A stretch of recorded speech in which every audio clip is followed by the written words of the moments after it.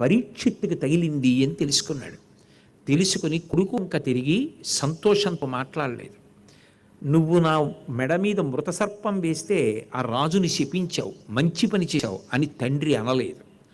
ఆయన అన్నాడు, పాపంబు నీ చేత ప్రాపించ మనకింక రాజు నశించిన రాజ్యమందు బలవంతులగువారు బలహీనులగువారి పశు దార హయ సువర్ణాదులనపహరింతురు, జార చౌరాదులు సంచరింతురు, ప్రజలకు అన్యోన్య కలహంబులతిశయిల్లు, వైదికంబయ్యున్న వర్ణాశ్రమాచార ధర్మమించుకలేక తప్పిపోవు, అంత మీద ప్రజలు అర్ధకామంబులంతగిలి సంచరింప, ధరణికి ఆశ్రయించియున్న ధర్మంబు తొలగిపోవు, మర్కట సారమీయ కులము మెరపుత్ర అన్నాడు. ఎంత పనిచేశావురా. ఆయన దాహంతో ఉన్నాడు నిజమే, ఆయన నేను మాట్లాడలేదనుకున్నాడు. ఆయన చేసినది ఒక చిన్న తప్పు. పరీక్షిత్ సామాన్యుడు కాదు, మహానుభావుడు, ధర్మమూర్తి. తెలిసో తెలియకో ఒక చిన్న తప్పు చేశాడు. అంత చిన్న తప్పుకి అంత పెద్ద శాపం విడిచిపెడతావా? ఆ మాట అనేశావే. పరీక్షిత్తు మరణిస్తాడు 7వ రోజున. పరీక్షిత్తు మరణిస్తే ఈ రాజ్యం ఏమైపోతుంది? అంతటి సమర్థుడైనటువంటి రాజు లేకపోతే వెంటనే బలవంతులైనటువంటి వారు బలహీనంగా ఉన్నటువంటి వాడి యొక్క పశువుల్ని, గుర్రాల్ని, బంగారాన్ని, వాళ్ళని అందరినీ ఎత్తుకుపోతారు. ప్రజలకి భయభక్తులుండవు. ఒకళ్ళతో ఒకళ్ళు దెబ్బలాడుకుని రకరకాల కారణాలతో అర్థం పర్థం లేని కలహాలన్నీ పెరుగుతాయి. ఎందుకని అంటే రాజభయం లేదు. రాజభయం ఎక్కడుంటుందో అక్కడ ప్రశాంతత ఉంటుంది. కాబట్టి పరీక్షిత్ వంటి రాజు లేడు కనుక ప్రజలకు అన్యోన్య కలహంబులతిశయిల్లు, గుండెలు ప్రజలకి కనపడేటట్టుగా బోరలు విరుచుకొని జార చోరాదులు సంచరింతులు, జారులు చోరులు సమాజంలో తిరుగుతారు. వాళ్ళంత ధైర్యంగా తిరిగితే ప్రజలు ఏమైపోతారా? జార చోరాదులు సంచరింతురు, వైదికంబయ్యున్న వర్ణాశ్రమాచార ధర్మమించుకలేక తప్పిపోవు. ధర్మమంతా లుప్తమైపోతుంది. ఆ ధర్మమే పోయిన నాడు ప్రజలు చతుర్విధ పురుషార్థములుగా స్వీకరించరు. ధర్మ అర్థ కామ మోక్షములని 4 ఉండవు. నిజానికి అర్థము ధర్మముతో ముడిపడాలి, కామము ధర్మముతో ముడిపడాలి. ధర్మబద్ధమైన అర్థము, ధర్మబద్ధమైన కామము, అదే మోక్షమునకు కారణము. కానీ ధర్మాన్ని వదిలేస్తారు. వదిలేసి అర్థము కామము, డబ్బు కోరికలు ఇంతే. ఇలా అయిపోతుంది. అయిపోయినప్పుడు సమాజం అంతా భ్రష్టమైపోతుంది. నువ్వు ఒక్కడివి కోపగించి ఒక రాజు చేసిన ఒక్క చిన్న తప్పు మనసులో పెట్టుకోకుండా, ఎవరో ఏమిటో తెలుసుకోకుండా శక్తి ఉంది కదా అని శపించేశావు. ఇప్పుడు నువ్విచ్చిన శాపం వల్ల సమాజమంతా భ్రష్టమైపోతోంది, దేశమంతా పాడైపోతోంది. నువ్వు ఖచ్చితంగా తప్పు చేశావు, నువ్వు చేసింది సమర్థనీయం కాదన్నాడు. అలా ఉండేది పూర్వం బిడ్డతో మాట్లాడినా అలా మాట్లాడేవారు. అందుకే మీరు మహాభారతం చదివితే ఆశ్చర్యకరమైన విషయం కనిపిస్తుంది. మహాభారతం కుక్కతో మొదలై కుక్కతో పూర్తవుతుంది. రామాయణం యజ్ఞంతో మొదలై యజ్ఞంతో పూర్తవుతుంది. అదో విచిత్రం. ఒక కుక్క పిల్ల, అది దేవశుని, దేవతల కుక్క. ఆ కుక్క పిల్ల వెళ్ళి తల్లికి చెప్పింది, అమ్మా నేను జనమేజయుడి యొక్క అంతఃపురం దగ్గరికి వెళ్ళానమ్మా, నన్ను కొట్టారంది. ఎందుకు కొట్టారు అనలేదు తల్లి, నువ్వేం చేశావు అంది. అసలు ఆ ప్రశ్న వెయ్యడంలో గొప్పతనం చూడండి. అలా పిల్లల్ని పెంచేవారు, అలా సమాజం గురించి ఆలోచించేవారు. మనం కాదు, అందరూ బాగుండాలి, ఆ దృష్టికోణం నిలబడి ఉండేది. అది తండ్రి గొప్పతనం. కొడుకుని నిలదీసి శమీక మహర్షి అన్నాడు, నీకొక విషయం చెప్పనా? నా భుజం మీద మృతసర్పం వేశాడని నువ్వు రాజుని శపించావు. ఈ పాటికి రాజుకి వార్త వెళ్ళిపోతుంది. కానీ రాజు కూడా సమర్థుడే, ఆయనే సామాన్యుడు కాడు. ఆయనకి తపశ్శక్తి ఉంది. ఆయన గొప్ప పుణ్యకార్యాచరణములు చేసినవాడు. ఇప్పుడు ఆయన కూడా నిన్ను తిరిగి శపించగలడు. నువ్వు ఇంత పెద్ద శాపం నాకు ఇస్తావా? నీ చేసిన తప్పుకు అంత పెద్ద శాపం అవసరమా అని నిన్ను శపించగలడు. కానీ నీకు ఆయనకి తేడా ఏమిటో తెలుసా? ఆయన శపించాడు, నీ శాపాన్ని అంగీకరిస్తాడు. అంటే ఎన్ని జన్మలెత్తితే నువ్వు ఆ రాజు స్థాయి పొందగలవు? దేనికి నీ తపస్సు, దేనికి నీ చదువు, కాల్సనా, సంయమనం లేని దానికి ఎందుకు పనికొస్తుందా చదువు? దేనికన్నా ఓర్పు గొప్పది. ఓర్పు కన్నా గొప్పది లోకంలో లేదు.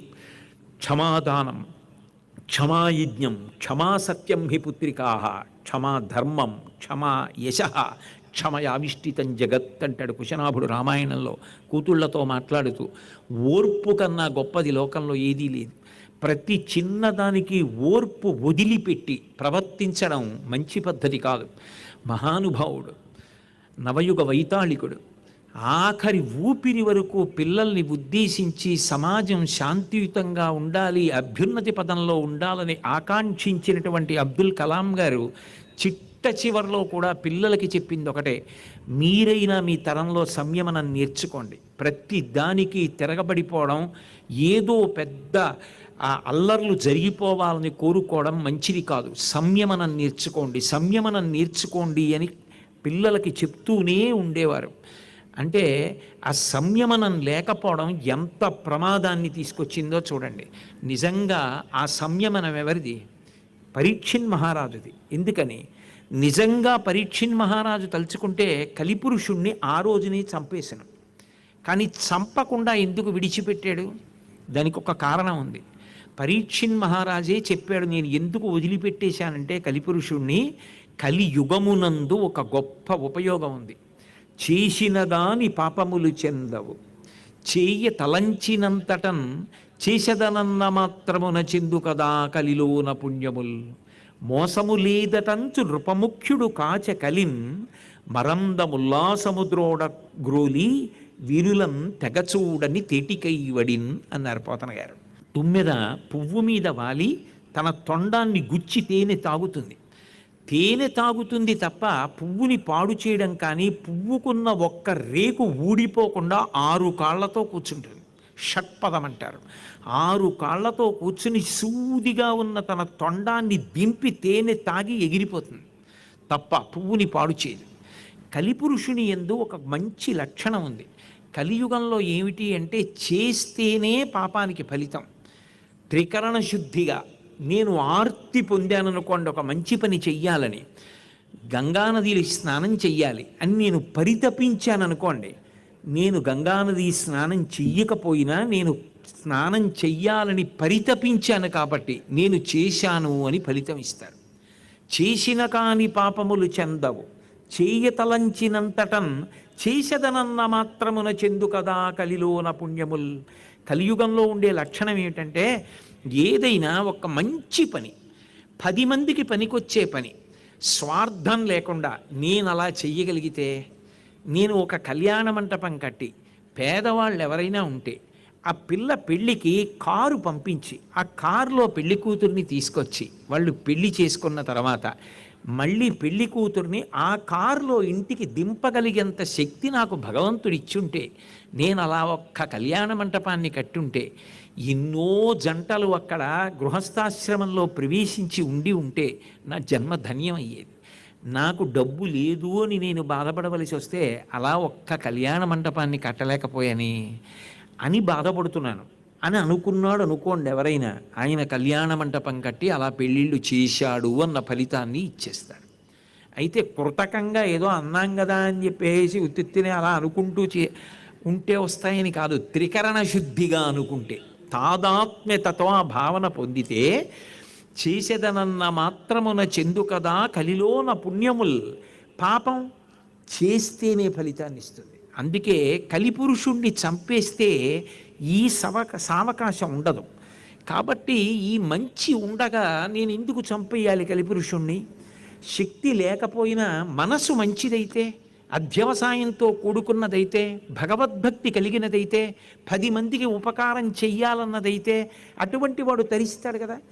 వాణ్ణి వాడు ఉద్ధరించుకుంటే చాలు, వాడి మనసు వాడు సక్రమంగా ఉంచుకుంటే చాలు. నేను ఎందుకు ఆ అవకాశం తీసేయాలి? అందుకే కలిపురుషుణ్ణి చంపలేదు. అది పరీక్షిత్తు యొక్క సంయమనం. మరి అదే ఆ శృంగి ఆ సంయమనాన్ని పాటించలేదు. ఎవరా రాజు అని కూడా అడగలేదు. తండ్రి దాన్ని క్షమించలేదు. నిన్ను పరీక్షిత్తు మాత్రం ప్రతిశాపం ఇవ్వడు. అది పరీక్షిత్తు గొప్పతనం అన్నాడు. నిజంగా పరీక్షిత్తుకి తెలిసింది. తెలిస్తే పరీక్షిత్ బాగా ఆలోచించాడు. నిజం కదా, నేనెందుకు చెయ్యాలా తప్పు పని? ఆశ్రమానికి వెళ్ళడం ఏమిటి? సమాధి స్థితిలో ఉన్న ఋషి దగ్గరికి వెళ్ళి నీళ్లు అడిగి ఆయన సమాధి స్థితిలో ఉన్నవాడు పలకలేదని కోపగించి మృత సర్పాన్ని పట్టుకెళ్ళి ఆయన కంఠంలో వెయ్యడం ఏమిటి? ఎంత తప్పు చేశాను? కాబట్టి నా తప్పుకి తగిన శాస్తి ఆ మునికుమారుడు శాపం ఇచ్చాడు. నేను తిరిగి శాపం ఇవ్వగలను, కానీ దాని వలన ఏమిటి ప్రయోజనం? ఎందుకు ఆ శాపం ఇచ్చి నేనేం మూట కట్టుకుంటాను? మృత్యు ఎప్పుడు వస్తుందో తెలియదు, కానీ ఇప్పుడు నాకు మునికుమారుడు ఉపకారం చేశాడు. 7 రోజులలో మృత్యు వస్తుంది, అంటే నేటికి 7వ నాడు వస్తుంది. అంటే నేను 7 రోజులు బ్రతికుంటానని అర్థమైంది. నాకెంత ఉపకారం చేశాడు! ఇన్నాళ్లే బ్రతుకుతాను అని తెలియడం గొప్ప వరం. ఏనాడు వెళ్ళిపోతాడో తెలియకపోవడం పెద్ద శాపం. ఎందుకని అంటే రేపు చెయ్యొచ్చులే, ఎల్లుండి చెయ్యొచ్చులే, వచ్చే నెల చెయ్యొచ్చులే, ఏడాది చెయ్యొచ్చులే అంటే నిత్యమా జీవితము నీటిపై బుగ్గ, ఎవడికి తెలుసు నీటి మీద బుడగ ఎంతకాలం ఉంటుందో. కానీ ఆయుర్దాయం ఇంతకాలమే ఉంటుంది అని తెలిసి ఉండడం ఎంత అదృష్ట హేతువు. దానివలన ఆ ఉన్న సమయంలో చక్కబెట్టేసుకుని మళ్ళీ తిరిగి రావలసిన అవసరాన్ని, దృష్టికోణం మనిషి ఎలా ఉండాలి భాగవతం నేర్పుతుంది.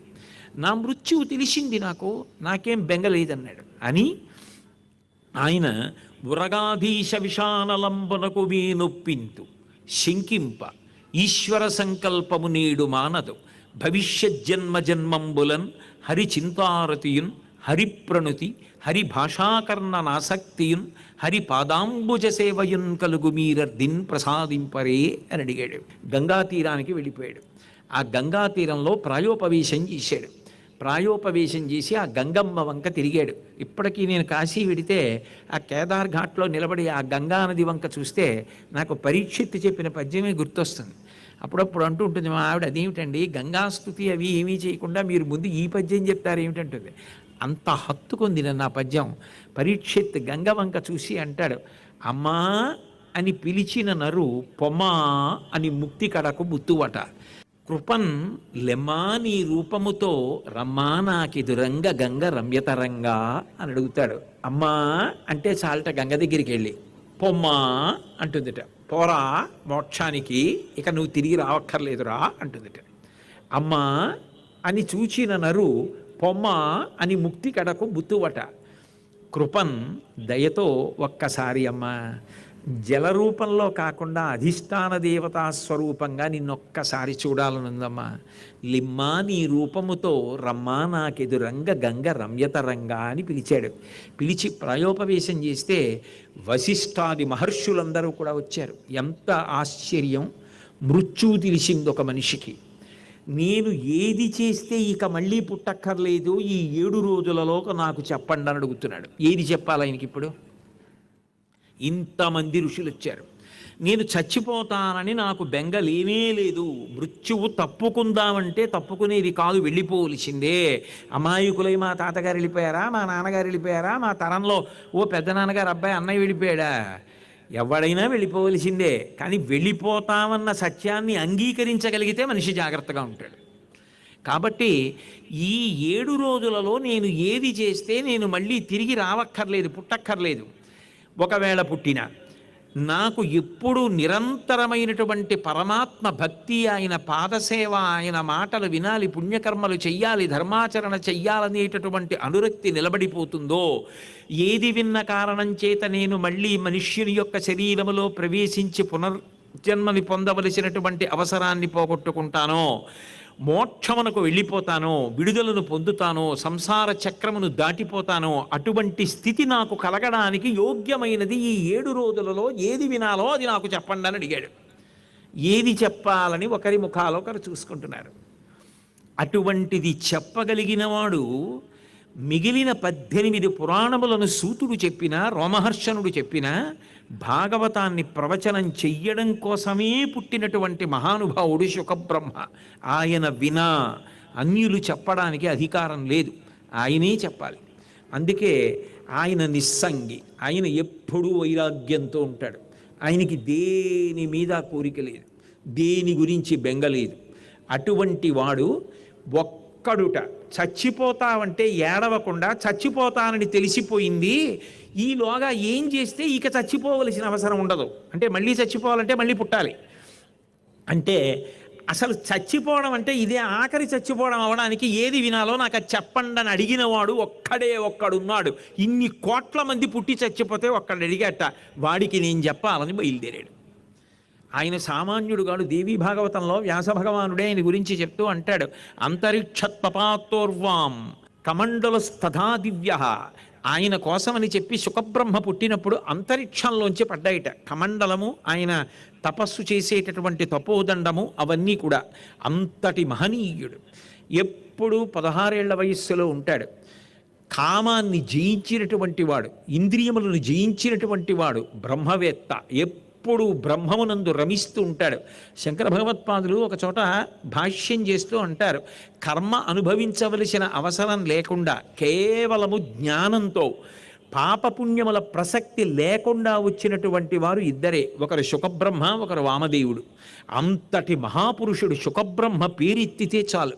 ఆయన నడిచి వస్తూ ఉంటే ఆయన అందాన్ని చూసి, ఆయన యొక్క శరీర భ్రాంతి లేని స్థితిని చూసి పిల్లలందరూ గేలి చేస్తూ ఆయన వెంటపడి అరుచుకుంటూ వస్తున్నారు.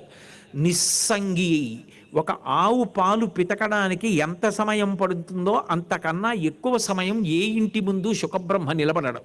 ఎందుకని అంటే అలా నిలబడితే మళ్ళీ వాళ్ళతో సంఘం కలుగుతుందేమో, వాళ్ళతో అనుబంధం, వాళ్ళు మనసులో ప్రవేశించడం, మళ్ళీ ఏదో వాళ్ళు నేను ఓ అనుబంధం, ఎందుకు వచ్చింది ఇవన్నీ, ఇలా ఎన్ని పెరిగిపోతే భగవంతుడికంత ఇరుకైపోతుందని ఎక్కడ ఉండడు. ఆవు పాలు పితికిన కన్నా ఎక్కువసేపు నిలబడడం.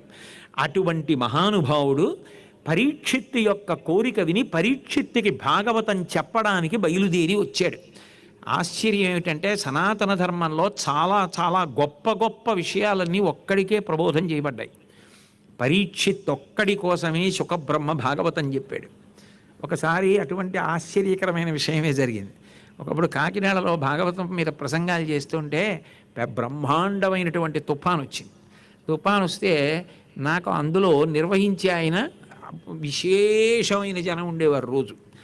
ఆయన ఇవాళ బ్రహ్మాండమైన తుఫానండి, ఎవరు రావడానికి అవకాశం లేదు, అందుకని రేపటికి వాయిదా వేద్దామా అన్నారు. పరీక్షిత్తుకి చెప్పడానికి శుకుడలా అనలేదే. ఆర్తి కలిగిన వాడు ఉంటే నాకు ఒక్కడు చాలని పరీక్షిత్తు కోసం చెప్పాడు. మీరు కూర్చుని వింటారా చెప్తానన్నాను. నేను కూర్చుని వింటానండి, ఇక్కడే ఉన్నాను అన్నాడు. మీరు కూర్చోండి చెప్తానని ఆయనకి మా ఆవిడికి భాగవతం ఆ రోజు చెప్పేశాను నేను. ఎందుకంటే శుకబ్రహ్మకే అక్కర్లేంది నీకెందుకు, అక్కర్లేని లంపటం. కాబట్టి మహానుభావుడు పరీక్షిత్తు కోసం పరిగెత్తుకొచ్చాడు. ఎవరో ఉంటారు యోగ్యులు, వారి కోసం పంపిస్తాడు పరమాత్మ. పరిగెత్తుకొచ్చాడు. వచ్చి ఆ భాగవతాన్ని చెప్పడం ప్రారంభం చేశాడు. 7 రోజులలో ఏ కథ వింటే ఇక మళ్ళీ రానని అడిగావు కదా, ఆ కథ చెప్తాను విను అని భాగవతాన్ని ప్రారంభం చేశాడు. ఆ శుకబ్రహ్మని చూడగానే ఆయన పాదాల మీద పడి నమస్కారం చేసి అర్ఘ్యపాద్యాలిచ్చి గౌరవించి, మీ వంటి మహానుభావుడు వచ్చి భాగవతం చెప్తున్నాడు, నాకింతకన్నా భాగ్యం ఏముంటుంది జీవితంలో, చాలు మీ దర్శనం చేతనే తరించిపోయానని పరీక్షిత్ ఆయనని గౌరవించి కూర్చోపెట్టి అత్యంత శ్రద్ధాభక్తులతో వినడం మొదలుపెట్టాడు. అప్పుడు అంటాడు శుకబ్రహ్మ ప్రారంభం చేస్తూ, హరిమయము విశ్వమంతయు, హరి విశ్వమయుండు సంశయము లేదు, హరిమయము కాని ద్రవ్యము పరమాణువు లేదు వంశపావన వింటే. వంశాన్ని పావనం చేసినవాడా పరీక్షిత్, చనిపోతానంటే బెంగ పెట్టకుండా ఏం వినాలని అడిగావు. ఎందుకంటే భాగవతంలో ఒక విచిత్రం ఉంది. 7 రోజుల్లో చచ్చిపోతామని పరీక్షిత్తుకి శాపం. 7వ రోజున చచ్చిపోతావంటే నేను మళ్ళీ చచ్చిపోకుండా ఉండడానికి 7 రోజులు ఏం విన్నని అడిగి శాపం ఇచ్చిన వాడికి కూడా ప్రతిశాపం ఇవ్వని వాడు పరీక్షిత్. కంసుడికి అష్టమ గర్భంలో చచ్చిపోతావని అశరీరమాణి. అష్టమ గర్భం అంటే కనీసంలో కనీసం గర్భానికి ఏడాదిన్నర వ్యవధానం ఉన్నా 12 ఏళ్ళు సునాయాసంగా బతుకుతాడు. 12 ఏళ్ళు బతుకుతావురా అని చెప్తే ప్రతి క్షణం చచ్చిపోయి బతికినవాడు కంసుడు. భయంతో చచ్చిపోతానని చచ్చిపోయాడు. అంత భయపడ్డవాడు కంసుడు. అంత ధైర్యంగా నేనేం వినాలని అడిగినవాడు పరీక్షిత్.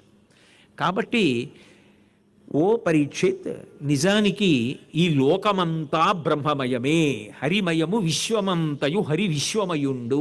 విష్ణు సహస్రనామ స్తోత్రంలో నిజానికి మొట్టమొదట ఉన్న నామం ఏదో అదే నామం.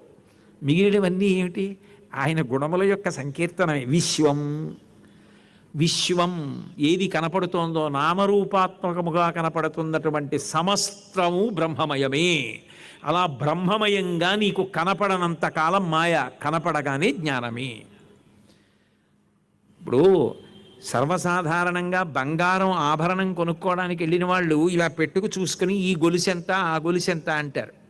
అమ్మేటటువంటి వ్యక్తి ఆ గొలుసు ఎంత పొడుగ్గా ఉంది, దాని మీద మామిడి పిండిలు చెక్కారా పువ్వులు చెక్కారా అది చూడ్డం.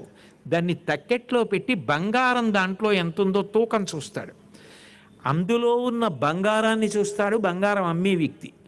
బంగారు ఆభరణం అందం ఎలా ఉందో చూసుకుంటాడు కొనుక్కునే వ్యక్తి. నిజానికి ఎన్ని ఆభరణములు ఉండనివ్వండి, కేయూరములు కానివ్వండి, కంకణములు కానివ్వండి, కుండలములు కానివ్వండి, బాహుపురులు కానివ్వండి, పాదమంజీరములు కానివ్వండి, వడ్డాణములు కానివ్వండి, మేఖలలు కానివ్వండి, ఏవైనా కూడా అన్నీ బంగారమే. బంగారం లేకుండా ఈ వస్తువులు ఉండవు. ఈ వస్తువులు లేకపోయినా బంగారం ఉంటుంది. ఇవి కరిగించేస్తే బంగారం ఉంటుంది. బంగారం లేకుండా ఈ వస్తువులు తేండి ఉండదు. బ్రహ్మము లేకుండా విశ్వము లేదు, విశ్వము లేకపోయినా బ్రహ్మము ఉంటుంది. ఎందుకని?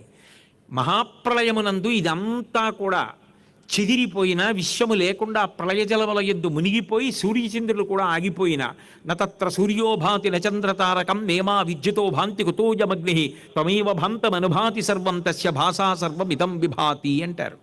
ఆయన ఒక్కడు మాత్రం అలా వెలుగుతూ ఉండిపోతాడు. ఆయన ఒకనాడు ఉండి ఒకనాడు లేనివాడు కాదు. నిజానికి ఉన్నదంతా ఆయనే అనేకముగా కనపడుతూ ఉంటుంది. కానీ యథార్థమునకు ఉన్నది మాత్రం ఆ పరమపురుషుడు ఒక్కడే. కాబట్టి హరిమయము విశ్వమంతయు, హరి విశ్వమయుండు సంధియము లేదు. హరిమయము కాని పరమాణువు ద్రవ్యము లేదు వంశపావన వింటే. ఆయన లేనిది లేదు. అంతర్బహిష్య తత్సర్వం వ్యాప్య నారాయణ స్థిత దృశ్యతే శ్రూయతే పివ.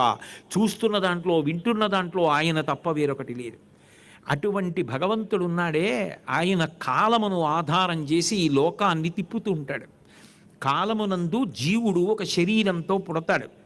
ఏవో పాపకర్మలు చేస్తాడు, కొన్ని పుణ్యకర్మలు చేస్తాడు. పాపకర్మలు పుణ్యకర్మలు చేస్తాడు. పుణ్యం అనుభవించవలసింది చాలా ఎక్కువగా ఉందనుకోండి, దేవలోకంలో దేవత అవుతాడు. పాపం ఎక్కువ అనుభవించాలనుకోండి, తిరియక్ అవుతాడు. పాపము పుణ్యము రెండూ అనుభవించాలనుకోండి, మర్త్యలోకం అంటారు, ఈ లోకంలో మనిషిగా వస్తాడు. అంటే కాలమును ఆధారం చేసి తిప్పుతూ సమస్త జీవులు చేసినటువంటి పాపపుణ్యములను గుర్తుపెట్టుకునేటటువంటి వాడు భగవంతుడు ఒక్కడే. ఎవడు ఎంత పాపం చేశాడో ఆ పాపానికి తగిన దుఃఖాన్ని జీవుడు మళ్ళీ వేరొక జన్మలలో అనుభవించవలసిందే. అది వేరొకరు పంచుకోరు. ఎంత పుణ్యం చేశాడో అంత పుణ్యానికి ఫలితాన్ని అనుభవించవలసిందే. తదేవ ఫలమన్వేతి ధర్మస్య ధర్మనాశన ప్రాప్తం ధర్మఫలం తావద్భవతానత్ర సంశయ అంటారు హనుమ సుందరకాండలో. చేసిన పుణ్యానికి జీవుడు అనుభవించాలి, చేసిన పాపానికి జీవుడు అనుభవించాలి. దానికోసం శరీరాలు మారుతూ ఉంటాడు. కాలోహి బలవాన్ కర్త సతతం సుఖదుఃఖయో నరాణాం పరతంత్రాణం పుణ్య పాపానుయోగత. కాలమనేటటువంటిది పరమ బలవత్తరమైనటువంటి స్వరూపం. కాలంలోనే జీవులు చేసుకున్నటువంటి పాపపుణ్యాలకి అనుగుణంగా సుఖాన్ని దుఃఖాన్ని పరమాత్మ ఇస్తూ వెళ్ళిపోతుంటారు. ఆయన ఆ కాలంలోనే మనిషిని అనేకమైనటువంటి అవస్థలలోకి, ఆశ్రమాలలోకి, వికారాలలోకి ప్రవేశపెడుతూ ఉంటాడు. ఒకనాడు బాలుడు, తర్వాత యవ్వనంలో ఉన్నాడు, ఆ తర్వాత కొంతకాలానికి నడిమి వయసు, ఆ తర్వాత వృద్ధాప్యం, ఆ తర్వాత శరీరము పతనమైపోయింది. 6 వికారములను పొందుతూ ఉంటాడు. పుట్టినది, అసలు పుట్టగానే వాడు ఉండాలి కదా. మృత శిశువు పుడితే పుట్టినది ఉన్నది, ఉన్నది పెరిగినది, పెరిగినది మార్పు చెందినది. ఒకప్పుడు చిన్న శిశువుగా పుట్టాను నేను, ఆ తర్వాత 6 అడుగులు పెరిగాను. పెరిగినది, మార్పు చెందినది. ఒకప్పుడు నాకు ఈ కళ్ళజోడు లేదు, ఇప్పుడు కళ్ళజోడు వచ్చింది. ఒకనాడు లేనివన్నీ ఇప్పుడు వచ్చాయి. జుట్టు తెల్లబడుతోంది, అంటే మార్పు చెందినది. శరీరం మార్పు చెందుతోంది. తరిగినది. ఇంకొక 10 ఏళ్ల తర్వాత నేను ఎక్కడికైనా ప్రవచనానికి వెళ్ళాననుకోండి, ఇలా మెట్లు ఎక్కగలనో ఎక్కలేను. అప్పుడు తరిగినది, శరీరం తరిగిపోతుంది. తరిగిపోయి ఆయనైనా అన్నట్టుగా మారుతుంది. తర్వాత నశించిపోయినది. ఏదో ఒక రోజున పుట్టినది అన్న ప్రతి ప్రాణికి వెళ్ళిపోయిన తేదీ కూడా ఉంటుంది. ఏది కూడా పుట్టిన తేదీ ఒక్కదాంతో ఉండిపోయే అవకాశం ఉండదు. జాయతే గచ్చతే ఇతి జగత్, ఏది వచ్చిందో అది వెళ్ళిపోవలసిందే. ఈ లోకానికి అది నియమం. ఏది పుట్టినా అది మళ్ళీ వెళ్ళిపోతుంది.